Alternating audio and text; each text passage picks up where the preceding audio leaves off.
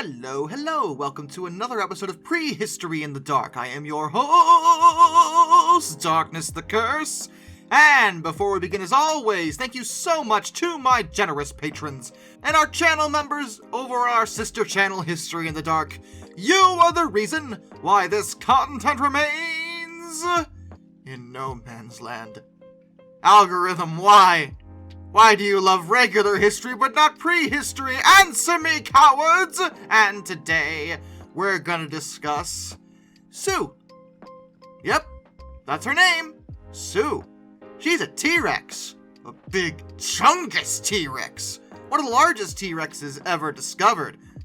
Her remains set the paleontological community on fire because she, at the time, was the most extensive and best preserved Tyrannosaurus Rex specimen ever found.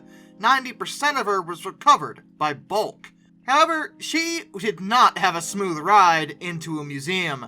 Her discovery, as well as her procurement by a museum, was full of legal challenges all over the place, as well as a prison sentence. Oh yeah, things got crazy. This is the story of Sue.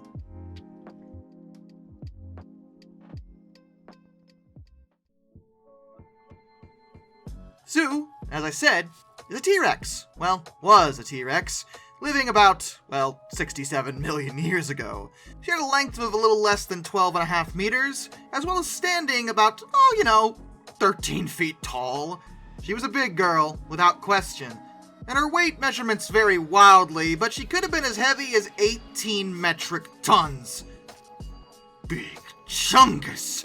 It's believed she was about 28 years old at the time of her death, but I must admit, the vast majority of this particular story has to do with what happened after that. I mean, she was buried, and her remains were fossilized, which is helpful for us, since now we know she existed, but she wasn't discovered again until millions of years later on August 12th, 1990. Sue also is only a nickname, of course, as her official catalog number is FMNH PR 2081. FMNH stands for Field Museum of Natural History, also known as just the Field Museum. It's a natural history museum in Chicago, Illinois. But we're gonna call her Sue, because these catalog numbers get way too long for my taste. And Sue is adorable. Anyway, she was officially discovered on the Cheyenne River Indian Reservation in South Dakota, United States. What had happened was, in the late summer, a group of workers from the Black Hills Institute, which is located in Hill City, were searching for fossils at that Indian reservation. By the end of their time there, they'd actually discovered some bones from an Edmontosaurus, and were ready to leave, as, hey, they found something. That's always good. Mind you, the Black Hills Institute is not nearly as official as it sounds. It's kind of a controversial organization.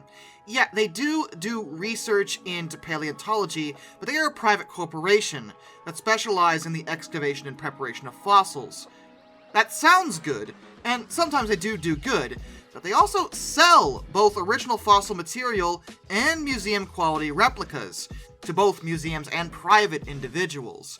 Selling fossil remains, especially originals, to private individuals is kind of a touchy subject in the paleontological community, as it is felt that the originals, at the bare minimum, should be retained for further study.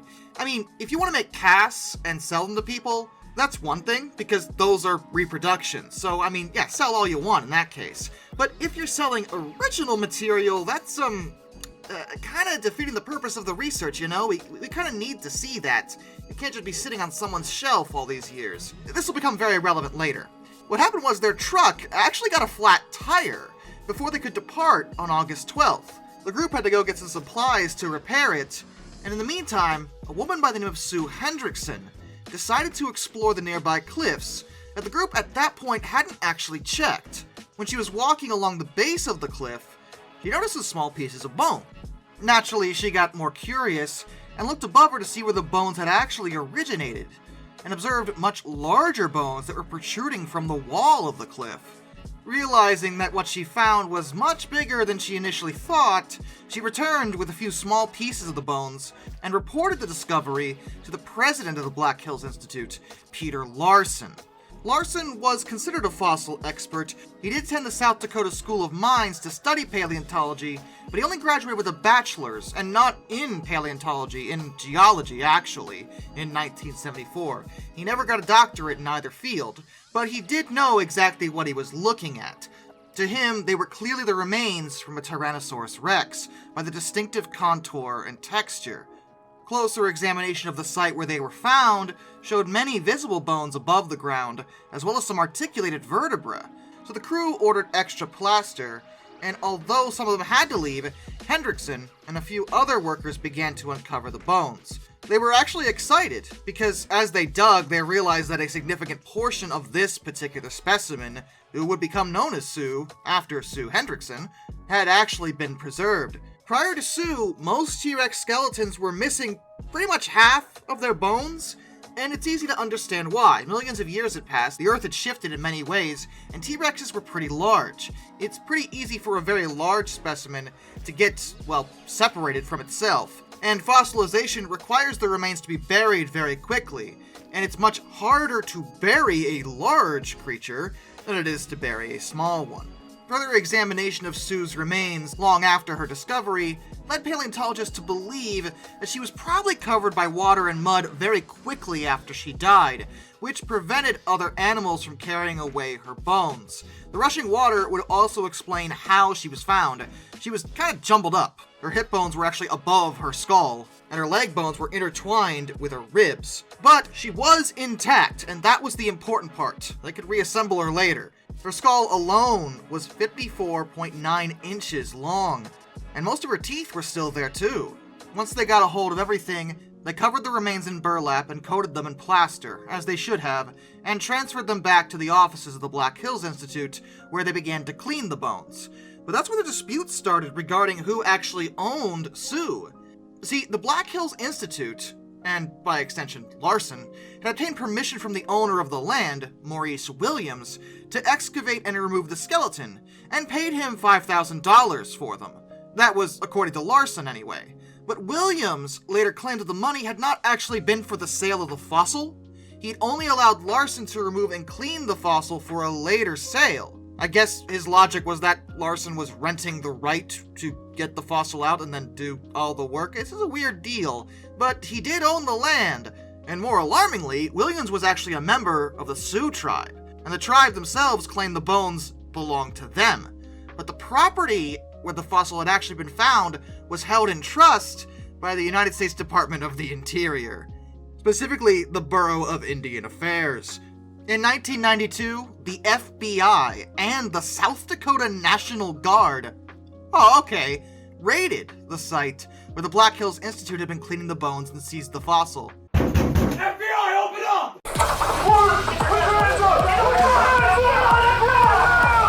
Guys, they just have a bunch of bones. You did not need to go this hard with it. And they charged Larson himself on 158 counts. The government transferred the remains to the South Dakota School of Mines and Technology, where they were stored until the penal and civil legal disputes were settled. The dispute dragged on until 1996, when Larson was finally sentenced to a 2-year prison sentence after being convicted, but not on charges that were related to Sue. They built quite a lengthy case against him, and none of the charges that referred to Sue really stuck. The ones that did, however, referred to how he handled other fossils. It was believed that he may have sort of played fast and loose with the US Customs Service, and not actually reported everything he had sold and shipped around to people. Now, the case itself is actually pretty controversial, because even some customs officials claim that Larson didn't actually break any laws, but he was still found guilty, and lost the appeal by just 1 vote. So, regardless of what you think of him, it seems like he might have actually gotten the short end of a stick on this situation. Either way though, when it comes to the civil case, which specifically related to Sue, the court decided that Maurice Williams should retain ownership of the remains. He was considered a beneficiary and was protected by law against impulsive selling of real property. Basically, he belonged to a Native American tribe and this was on a reservation, and there's laws specifically to prevent someone from taking said property from a Native American tribe and profiting from it without the approval of the Native American tribe. That's really the short version of that. And that case was settled before the penal case. He actually received them in 1995, but he didn't actually want to keep them or anything. He decided to sell them. Naturally, they'd be worth a lot.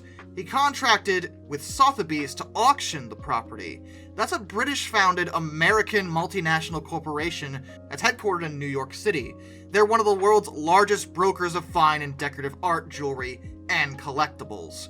Basically, they're a fancy auction house, but they are good at their job. But this was super alarming to the paleontological community, because this was a very, very, very complete Tyrannosaurus Rex skeleton that absolutely 100% needed actual paleontologists to look at it and study it and learn from it. Because this was a public auction, it was very reasonably possible that someone with a tremendous amount of money would just buy it for themselves. Nobody in the scientific community really wanted that to happen. The Field Museum in Chicago was concerned about this, of course, and they decided to attempt to purchase Sue because they really didn't have any other option. The sale would be totally legal. If they didn't buy it, someone else would, and it could easily be a private collector, not a museum. But they didn't really have that much money, not enough to warrant the kind of price that these kind of remains would definitely go for. So they sent requests out to various companies as well as private citizens to provide them financial support so they could then use that money to get these remains. They actually received quite a turnout for this. They received donations from the California State University System, Walt Disney Parks and Resorts, McDonald's, and the Ronald McDonald House Charities too, which is technically a different company. Individual wealthy donors also contributed to the cause, and on October 4th, 1997, the auction started at $500,000 US. And less than 10 minutes later, the Field Museum had secured the remains with the highest bid of $7.6 million US. When you add in various auction fees as well as getting the remains shipped to where they were, the final cost was $8,362,500. Sue had just become the most expensive dinosaur fossil ever purchased. That was the highest amount anyone had ever paid for a fossil. That was until quite recently on October 7th, 2020, when another T-Rex named Stan was also auctioned for $31.8 million US. But Stan is another story. But scientific progress had prevailed with a little bit of help from some multi-billion-dollar corporations, who, hey, give them credit, did a good thing in this case. Once they got a hold of the remains, later on that same month, 2 new research laboratories that were actually funded by McDonald's again were put together and staffed, whose job was to slowly and carefully remove all the rock, or what they call a matrix, from the bones. The Black Hills Institute had not gotten very far when it came to fossil preparation on these, so the museum had plenty of work to do. One of the labs was actually at the museum itself, and another was actually located at the Animal Kingdom in Disney World in Orlando.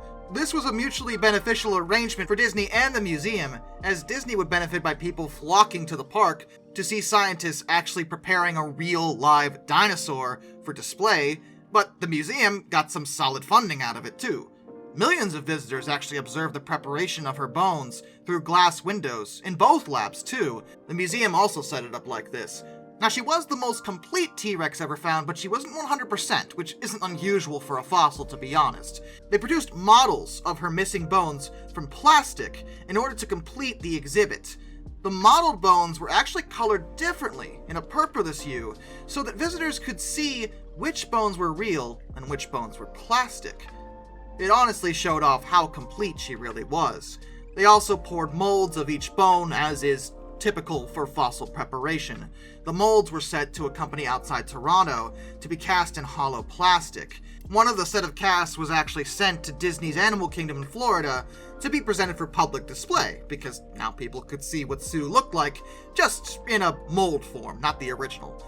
2 other casts were actually used in a traveling tour that was sponsored by, yet again, McDonald's. You know, YouTube is a place for really left-leaning people to complain about big corporations, but they do sometimes do some really solid stuff, and this was a pretty good thing that both companies did, let's be fair. Once they'd finished removing the matrix from each bone, it was sent to the museum's photographer, who took high-quality photographs. And that's finally when the paleontologists began to study her skeleton. They also arranged for CT scanning of specific bones. And because the skull was way too large to fit into a medical CT scanner, Boeing's Rocketdyne Laboratory in California agreed to let the museum use theirs, which was normally used to inspect space shuttle parts. This is nuts, but it's also awesome. I love everything about this, post the whole legal process. In the beginning of this video, I gave you the cliff notes about her weight and age and everything like that, and yeah, that's when pretty much all of this was ironed out, once paleontologists were able to study her. They also found that she had an injury to the right shoulder region, which resulted in her shoulder blade being damaged. She also had a torn tendon in her right arm, most likely due to struggling with prey, as well as 3 broken ribs. This damage actually healed, though, indicating Sue had survived whatever had happened, and this was very relevant. Finding injuries, particularly healed injuries, on dinosaur remains shows how resilient certain species are. Nowadays, it's pretty well understood that the T-Rex was designed for fighting. They were bulky, and tended to actually get into combat with their prey. Sue demonstrates that this was probably definitely the case. She had at least done that one time, and survived it. After she was finally prepared, she was put on display, and they actually put most of the real bones in that display, although it's worth mentioning that the skull was not included. It was way too heavy to safely mount, and being up so high would make it way harder for paleontologists to actually, look at it, so they made a cast of that. But everything else they had, pretty much, went into the final display. It was unveiled on May 17th, the year 2000. She was put near the entrance on the first floor of the museum, where she would remain for the next 18 years. Quite recently, she was actually moved. In early 2018, she was dismantled and moved to her own gallery in the Evolving Planet exhibit hall. Opened on December 21st, 2018, the reassembly is intended to reflect the newest scientific theories regarding the Tyrannosaurus, as well as including a couple bits and rearranging the skeleton slightly to be more in line with what people should expect from a T-Rex. The suite was actually designed to accentuate the size and stature of Sue, since she was big, because the actual room she's in now is smaller. But she, naturally, is the star of the show, and it's much clearer to visitors just how big she really was. They also threw in the skull of a Triceratops, as well as a few other Cretaceous period artifacts, like shark teeth, to further add to the exhibit. Her real skull actually is on display, but again, it's not mounted, because it's studied so often that it has to be kept separately, and again, it's just too heavy to mount safely. Sue has given paleontologists such an amazing window into T-Rexes in general. She's arguably one of the most famous fossils ever, and any dinosaur buff who's familiar with museums probably has heard, at least a little bit, about Sue. FMNH PR 2081.